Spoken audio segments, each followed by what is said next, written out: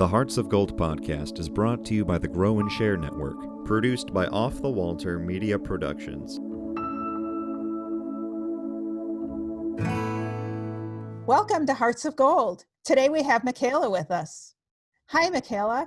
Can you tell us about your Girl Scout Gold Award project? So my Girl Scout Gold Award project was the first annual sock and underwear drive, and my project name was Max Bare Necessities because that's the first three initials of my name.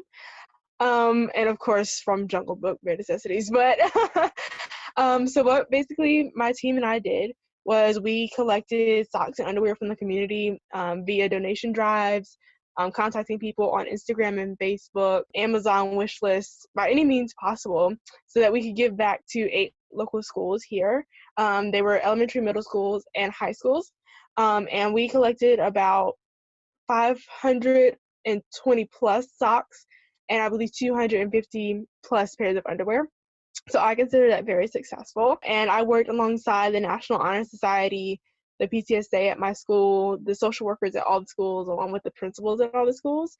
And we just made it like this huge thing in trying to make sure that we could do the best possible thing for all the students involved, to make sure they got their donations before Christmas break. And we actually had such a big influx of donations before Thanksgiving break. They were able to do donation deliveries before Thanksgiving break, and then some more before Christmas break. So there was 2 waves. And then also before Christmas break, we went and visited 3 different schools in my local area, and we read to 2 schools. There was an elementary school that we went back and read to, and then for the middle school, we gave a panel on what to expect in high school to the 8th graders, and they asked questions about what to expect, what are the teachers like, things of that nature. How did you go about choosing your project? This was more like an extension from my silver award. My silver award also was a sock drive. It didn't include underwear, and it only targeted 3 schools. So since the idea of going gold is like going bigger and impacting more of the community, I decided to include underwear and then add more schools, and also add another aspect, which was the panel discussion and going back to read to students. So I wanted to still take the idea of my silver award and put it on a bigger scale, because I saw how much of a positive impact donating those socks to just those 3 schools had on my peers' lives, because one of the schools was my school at the time, and then also some of my other schools in my community, because as soon as I walked in, the social worker was like, oh my gosh, are those for us? And we were like, yes, they're for y'all. You can disperse them however you need to, because I know sometimes social workers and counselors have lists of families that need specific things. So I was like, we're going to give you these socks. You choose how to disperse them. If someone got some mud on their sock and they need them, then go ahead. If they need them for the weekend, then give them to them. You do whatever. And just the joy that I saw in people's faces after giving those socks when I was in middle school for my silver award, I want to do something like that again. So did you say you had 8 schools for your Gold Award project? Yes, 8 schools. What was it like working with 8 different schools and all of the different principals and such that are associated with that? It was definitely interesting, because some schools are more willing to, not willing to communicate, but were better with communication than others. And it also was interesting because 2 schools had one same social worker. So I had to coordinate on both sides of that. It was interesting, to say the least. But it was a good way for me to figure out how to coordinate with a lot of moving parts at once to achieve the same goal, which was to give back. So I feel like that was a major takeaway for me, to learn how to interact with other people and make sure everything goes smoothly despite communication woes and all that kind of stuff, and missing someone's phone call and playing phone tag, all that good stuff. So with all those moving parts, what would you say your biggest challenge was, and how did you overcome it? The organization of it all and making sure all the parts moved and functioned properly, because we had people from National Honor Society that were helping out with packaging and delivering, coordinating with the social workers to make sure we could come at the specified date and time to do the deliveries. And then even when we were doing our reading to students and panel discussions, making sure that we were on time, that we were dressed appropriately, making sure all that happened. So making sure all the people that needed to be involved were fully informed, and they had everything they possibly could need, like all their questions answered, so everything could go off without a hitch. Sometimes it was a little rocky. We figured it out as we went. I mean, that's with everything. You can't always do everything perfect. But that was one of the major challenges, trying to make sure everybody was somewhat on the same page. What tools did you use in order to manage all those moving parts? Communication pieces, things like that? With National Honor Society, I would always give them updates at our monthly meetings. As far as social workers and principals, our main mode of communication was email. And then if email wasn't fast enough, then I would call, and most of the time they would pick up. And if they wouldn't, they'll be like, I'll call you back or I'll email you back. So that mode of communication proved to be working well. And then also, along with the National Honor Society members, I also used email with them. And then there's also this application called GroupMe, where we're all in a group and we can share messages.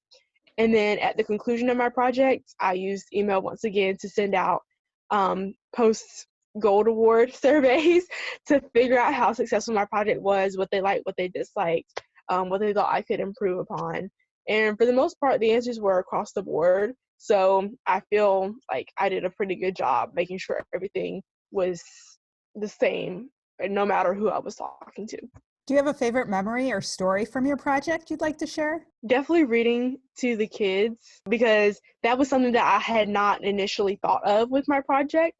That was something that came in on the later side, because I was like, well, I'm done with deliveries, but I still want to do something, and it's before Christmas break. What else could we do? And we went back and we read to kids, and we gave them coloring pages of socks and like stockings, since it was before Christmas time. And definitely just being able to interact with kids, because we picked books like No, David and Don't Let the Pigeon Drive the Bus. And those are like very interactive stories. They're like, no, David.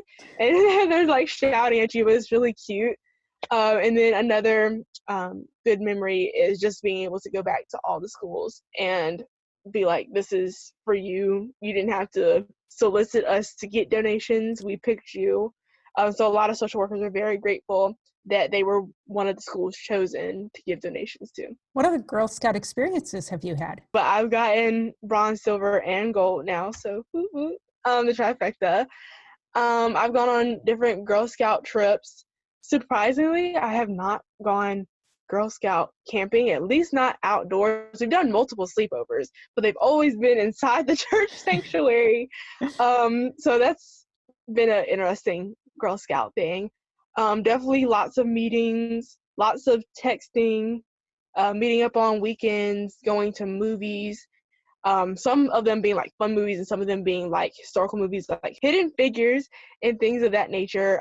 So just incorporating the social aspects and also the learning aspect has really been nice. And just all the different leadership activities that I've had, from leading Daisies, Brownies, and Juniors in different activities, because we have the opportunity to go into our troop and talk to like the Little Scouts leader, that's what I call her.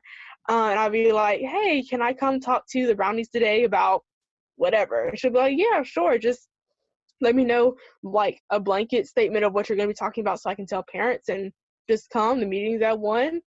So yeah, it's been really nice to been able to have all of these experiences within these years that I've been a Girl Scout. Because I've been a Girl Scout since 4th grade. Oof, long time.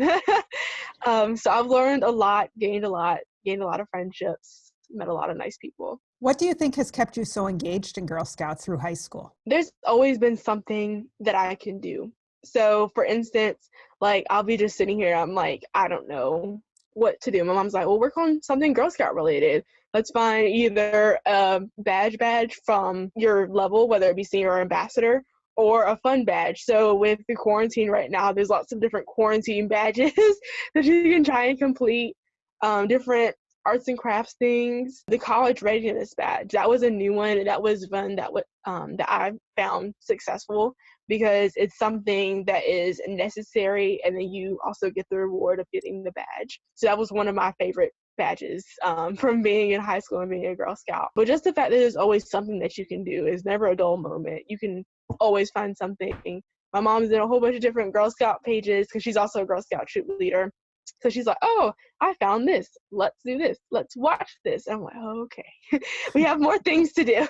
What other experiences have you had that you'd like to share with the audience? After my 8th grade year and right before freshman year in high school, I was able to tap into this scholarship program called the Jack Kent Cooke Young Scholars Program. I'm currently a young scholar, and I'll be a young scholar until May 31st.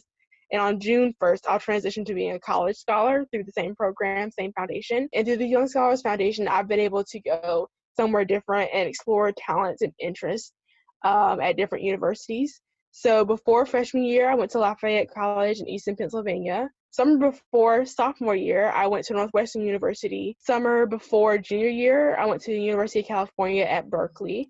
And then this past summer, I went to the University of Connecticut. Oh, I didn't talk about what I did at any of those. First summer, I did psychology. Second summer, I did Black history. Third summer, I did civic leadership, so basically service learning. And we talked about the homeless population because the area in California is one of the highly populated areas of homeless people. So we were trying to learn why is that the case and how can we help? And then this past summer, I studied sociology with the professor from UConn. Those have also been immensely great and majorly shaping, that's not even a word, but something that has really shaped my future and the way that I look upon the world. So I have absolutely loved every minute of it. If you could possibly participate in any kind of summer program like that, whether it be 1 week or 3 weeks, most of mine were 3 weeks, I highly suggest it because 1, it looks great on resumes, and then 2, it also builds your personal repertoire, if that makes sense. What are your future plans? This fall, I will be attending the University of North Carolina at Chapel Hill as a Morehead-Cain scholar and a Jack Kent Cooke college scholar. So I am very excited about that, and hopefully we will be on campus for the fall. What are you choosing to study? I am not sure. I am up in the air. The only thing that I know for sure is it is not math or science. Those are the 2 things I'm I am not touching those with a 10-foot pole, but for the most part, everything else is on the table. Is there anything else you'd like to share with our audience? Things will get difficult within your Girl Scout Gold Award journey. I know it did for me, from feeling frustrated to defeated, to feeling even greatly happy. But do not give up no matter what, because while you are doing this project to earn an award, it is bigger than just yourself. You may not realize how you're impacting other people, but you are definitely impacting them, and they will feel the impacts. Even if you don't feel like, oh, that wasn't as successful as I thought it should be, they will still be grateful for whatever product you produce. So don't give up. How do you make your s'mores? So this is interesting. I actually am allergic to milk, and I had an incident when I was younger that I choked on a marshmallow, and I have never wanted to eat them again. So I'll just eat the graham crackers. It's kind of a boring s'more, but that's how it is. You got to do what you got to do. Yeah. Well, thanks for joining us. Thanks for having me. Make sure to click subscribe so you always know when new episodes are released. And don't forget to check our blog for tips and tricks on your Girl Scout Gold Award project. And don't forget to power your passion and conquer your challenges. The Hearts of Gold podcast is brought to you by the Grow and Share Network, produced by Off the Walter Media Productions. Thank you for listening and spreading the word on what we do. If you want to share your story of how you earned your Gold Award, reach out and send an email to growandsshare@outlook.com. Be sure to listen to the newest episodes on your favorite podcast app, as well as view the full video episodes on youtube.com/Cheryl M. Robinson. That's youtube.com/Cheryl, the letter M, Robinson. Take care, and we'll see you next time.